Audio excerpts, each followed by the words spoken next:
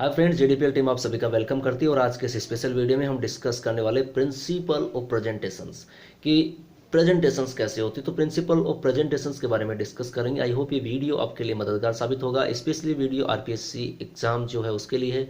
वैसे हमें प्रेजेंटेशंस के बारे में वैसे भी पता होना चाहिए, किसी भी तरह का कोई भी टॉपिक हो सकता है तो हम कैसे उसको प्रेजेंट करें इसके बारे में हमें नॉलेज होना चाहिए। आई होप ये वीडियो आपके लिए मददगार साबित होगा। अगर ऐसा होता है तो आप इसे लाइक करना ना भूलें, अपने फ्रेंड्स के साथ में शेयर करना ना भूलें और साथ ही हमारे ज़्यादा से ज़्यादा वीडियोज़ के अपडेट का लाभ उठाने के लिए हमारे यूट्यूब चैनल जीडीपीएल को सब्सक्राइब करना ना भूलें। तो आज की इस स्पेशल वीडियो में गाइस हम शुरुआत करते हैं प्रिंसिपल ऑफ प्रेजेंटेशंस। आखिर प्रिंसिपल ऑफ प्रेजेंटेशंस होता क्या है?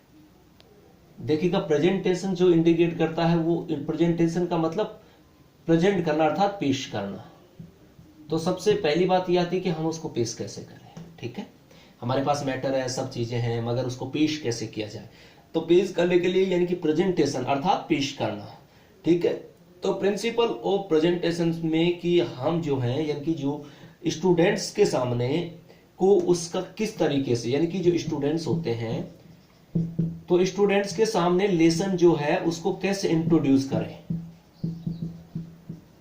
कोई भी चीज होती है, हम लोग किसी मीटिंग्स वगैरह में जाते हैं या फिर जैसे हमें कोई भी प्रोग्राम को प्रेजेंट करना है तो सबसे पहले हमें ये होता है कि हमारी जो ऑडियंस है उसके सामने हमें उस प्रोग्राम को प्रेजेंट कैसे करना है। तो उसी तरीके से हमारा जो लेसन होता है लर्नर्स के लिए अर्थात स्टूडेंट्स के लिए, तो सबसे पहले टीचर्स को ये है कि उसको पेश कैसे करना है अर्थात लेसन को कैसे इंट्रोड्यूस करना है। ये सबसे इंपॉर्टेंट तथ्य होता है, राइट गाइस।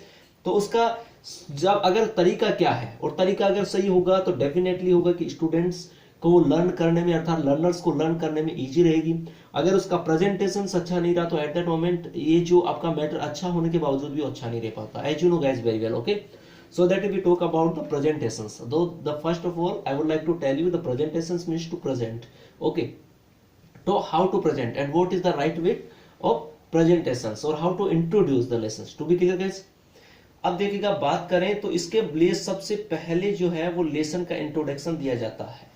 यानी कि क्या करते हैं हम लोग, सबसे पहले इंट्रोडक्शन देते हैं, राइट। अब इंट्रोडक्शन के साथ ही हम लोग क्लासरूम जो होता है हमारा क्लासरूम यानी कि क्लास चैम्बर जो बना हुआ होता है, तो क्लासरूम में हम लोगों को एक ऐसा माहौल तैयार करना होता है। कैसा माहौल तैयार करना होता है? एक सूटेबल माहौल,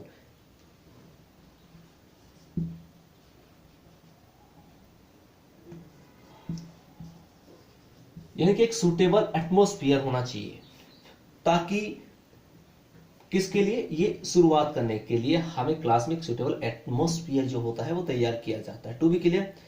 अब देखिएगा, अगर सबसे पहले इसमें बात करें हम लोग,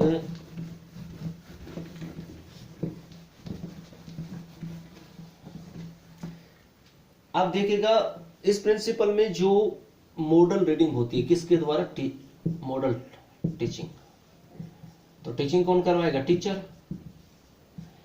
आप देखिएगा कोई भी वर्ड, एक बार ध्यान दीजिएगा कि जब टीचर मॉडल रीडिंग जो होगी, ठीक है, तो मॉडल जो रीडिंग होती है उसको जो टीच करवाएगा वो कौन करवाएगा? टीचर था। तो मॉडल रीडिंग किसके द्वारा हो रही है? टीचर के द्वारा। आप स्टूडेंट्स किसका फॉलो करते हैं? स्टूडेंट्स किसका फॉलो करेंगे? ऑब्वियस सी बात है कि टीचर मॉडल रीडिंग कर रहा है तो आफ्टर देन स्टूडेंट्स फॉलो करेंगे टीचर का। अब जब टीचर उसको रीडिंग कर रहा है तो टीचर को किस किस बातों का ध्यान रखना चाहिए? देखिएगा किस तरीके से। देखो, सबसे पहले तो जो इंपॉर्टेंट बात होती है उसका प्रोनाउंसिएशंस।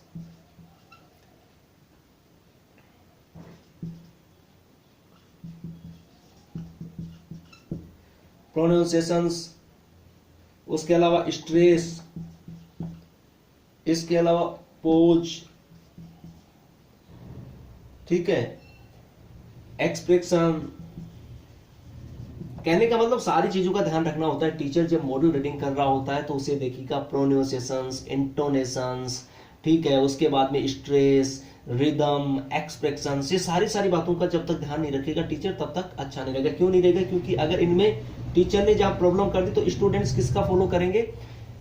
यहां पर टीचर का। तो स्टूडेंट्स फॉलो करेंगे तो डेफिनेटली कि टीचर ने जिस तरीका से प्रोनाउंसिएशंस किया, कहाँ स्ट्रेस किया, कहाँ रिदम लिया, कहाँ किस तरह से एक्सप्रेशन हुए, तो स्टूडेंट्स उसी के अकॉर्डिंग करेंगे। सो टीचर्स को इसका ध्यान रखना चाहिए specially. To be clear guys.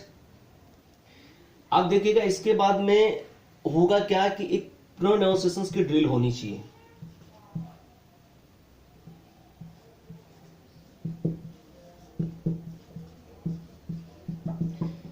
देखिएगा काफी सारे टफ वर्ड होंगे, ठीक है। जो टफ वर्ड होंगे उसको टीचर क्या करेगा, चूज करेगा, ठीक है। टीचर को जो टफ वर्ड होते हैं उसको चूज कर लेना चाहिए, अर्थात जिन वर्ड्स को प्रोनाउंसिएशन करने वक्त दिक्कत आ रही है उनको चूज करना चाहिए। उनको चूज करने के बाद उनकी क्या करवानी चाहिए, ड्रिल करवानी चाहिए, सो दैट स्टूडेंट इसको अच्छे से बोल सके। To be clear.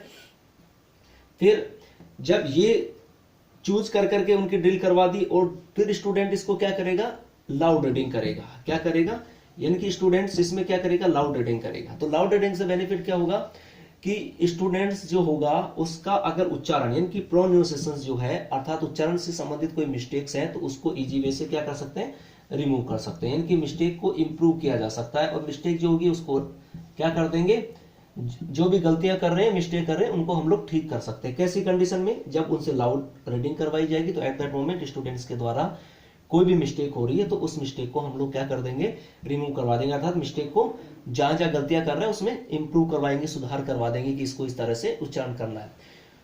फिर उसके बाद में क्या करें, देखिए टीचर जो होता है वो लेक्सन को एक्सप्लेन करते वक्त बहुत सारी चीजें यूज कर सकता है। लाइक अगर हम लोग बात करें जैसे ताकि समझने में इजी हो सके तो उसके लिए हम लोग क्या यूज कर सकते हैं, जैसे उसके लिए एक्सप्लेन करने के लिए पिक्चर्स ले सकता है, ठीक है। इसके अलावा बात करें तो हम कोई ऑब्जेक्ट्स ले सकता है, या फिर बात करें तो कोई एक्शंस दिखा, ठीक है, जोड़ दिया जा सकता है ताकि वर्ड का सही मीनिंग बताने में आसानी रहती है, उसको बताया जा सके। और स्टूडेंट जो होते हैं, इसके अलावा स्टूडेंट से जैसे ग्रुप में भी एक हम लोग रीडिंग करवा सकते हैं। इससे कोरस रीडिंग से क्या फायदा होगा, कोरस रीडिंग से भी जोर देने पर क्या होगा, स्टूडेंट्स आपस में सीखते हैं, ठीक है। और टीचर और ये सब चीजें जैसे हो गई, सबसे पहले टीचर ने उसको रीड आउट किया, रीड आउट करते हुए तो उसके पे एक एक चीजों का ध्यान रखा, like pronunciation, like stress, like the rhythm, like the intonations, like the expressions. To be clear guys, at that moment उसके बाद में स्टूडेंट फॉलो कर रहे हैं। फिर कुछ टफ मीनिंग्स है, टफ मीनिंग को समझा दिया गया कि इसको ऐसे ऐसे उच्चारित होगा। फिर स्टूडेंट्स को चांस दिया गया कि स्टूडेंट्स जो है कि जो टफ वर्ड थे उनको चूज किया गया, उनकी ड्रिल करवा दी गई। क्योंकि अभी जैसे अपन लोग एक लेसन लेते हैं, जैसे एक लेसन में मान लीजिएगा हम लोग मान करके चलते हैं कि 100 मीनिंग्स है, 100 मीनिंग में से मात्र 20 या 25 मीनिंग्स ऐसे होंगे जो बहुत ज्यादा टफ होंगे, जिनके उच्चारण में दिक्कत आए, बाकी 20 भी नहीं होते हैं, लाइक 10 और 15 के लमसम होंगे। सो दैट टीचर क्या करेगा, इन वर्ड्स को चूज करेगा, इनमें से फॉर इमेजिन कर रहे हैं हम लोग यहाँ पर, उनको चूज करेगा और जो जो वर्ड टफ है, जिनका उच्चारण करने में दिक्कतें हो रही है, उनका क्या करवा देगा, उच्चारण एक बार करवा देगा। फिर स्टूडेंट क्या करेंगे, लाउड रीडिंग करेंगे। लाउड रीडिंग जो ही करेंगे तो लाउड रीडिंग से स्टूडेंट्स जो लाउड रीडिंग कर रहे हैं उस दौरान अगर कोई गलती हो रही है तो टीचर क्या करेगा, उसको वो जहां जहां मिस्टेक कर रहे हैं उनको उनमें सुधार कर देगा, तो ये बेनिफिट हो जाएगा। To be clear guys. फिर बात आती है कि इसके अलावा उनको जैसे स्टूडेंट्स को इजी वे से समझ में आ जाए, कोई वर्ड है उसको समझाना है तो उसके लिए वो कोई पिक्चर्स यूज कर सकता है, ऑब्जेक्ट्स या फिर कोई एक्शंस यूज कर सकता है, सो दैट स्टूडेंट उसको सीख सकता है आसानी से, और सीखने पर जोर दिया जा सकता है। इसके माध्यम से उसके जो है समझ सकने में आसानी होगी, क्योंकि हमारा प्रेजेंटेशन का मतलब होता है पेश करना। टू बी क्लियर, तो पेश कर रहे हैं हम लोग यहाँ पे, टू बी क्लियर, तो ये उसके लिए इजी वे हो जाएगी। फिर हम लोग बात करें तो जब इतना सारा मैटर हो जाता है, स्टूडेंट्स टीचर ने उसको रीड कर दिया, फिर कुछ टफ वर्ड्स था उसको भी एक्सप्लेन कर दिया, इसके अलावा और कोई मैटर दिखा करके उनको बता दिया, उनकी लाउड रीडिंग करवा दी, फिर भी उनमें कोई मिस्टेक हो रही है तो भी टीचर ने उनको इंप्रूव करवा दिया। इसके बाद में टीचर क्या कर सकता है, ये देखेगा। तो इसके बाद टीचर जो है लेसन से संबंधित, किससे संबंधित, लेसन से संबंधित कुछ क्या कर सकता है, क्वेश्चंस कर सकता है। तो भी क्लियर, सिंपल सा प्रोसेस है भाई, इतना सारा करवा दिया तो इसके बाद में टीचर जो होता है लेसन से रिलेटेड क्या कर सकता है, क्वेश्चंस कर सकता है। जब क्वेश्चंस पूछा जाएगा तो उसका फायदा क्या होगा, जैसे आपको ये अपन ने भी वीडियो पढ़ रहे हैं, इसके बाद में अगर इससे रिलेटेड अब डायरेक्ट अपन लोग क्वेश्चंस करते हैं तो इससे क्या होगा, डेफिनेट है कि आपको क्या समझ में आया क्या नहीं समझ में आया, इससे संबंधित आसानी होती है। तो देखिएगा इससे जब हम लोग बात कर रहे हैं सेकंड लैंग्वेज के लेकर के चल रहे हैं, यहां पर हम लोग किसको लेकर चल रहे हैं, सेकंड लैंग्वेज को। तो भी क्लियर, तो ये जो सेकंड लैंग्वेज है, एक तो इसको जो भी स्टेटमेंट होते हैं उनको समझने में आसानी होगी, और क्वेश्चंस के आंसर देने की एबिलिटी भी स्टूडेंट्स में डेवलप होगी। किसकी, आंसर देने की एबिलिटी भी होगी, आंसर देने की एबिलिटी भी डेवलप हो सकेगी। किसकी वजह से? जब हम लोग क्वेश्चंस करेंगे अर्थात टीचर जो है वो क्वेश्चंस करेगा तो इससे एक फायदा और होगा कि स्टूडेंट्स को आंसर देने की एबिलिटी जो है वो भी डेवलप होगी और साथ ही सेकंड लैंग्वेज के स्टेटमेंट जो होते हैं उनको समझने भी आसानी होगी। तो गाइज इस वाले में हमने पढ़ा प्रिंसिपल ऑफ प्रेजेंटेशंस, बहुत ही इजी और सिंपल टॉपिक है। आई होप आप इसको यहाँ पर वॉच करने के बाद इजी वे से एग्जाम में कर पाएंगे।